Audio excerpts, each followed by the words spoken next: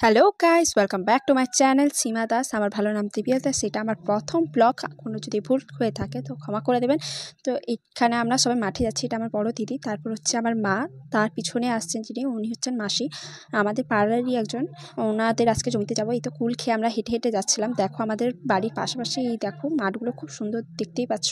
আমি একটু ক্যামেরার সামনে বদমাশি করছিলাম। তারপর মাসিদের জমিতে যাই, খুব সুন্দর গাঁদা ফুল ফুটেছিল।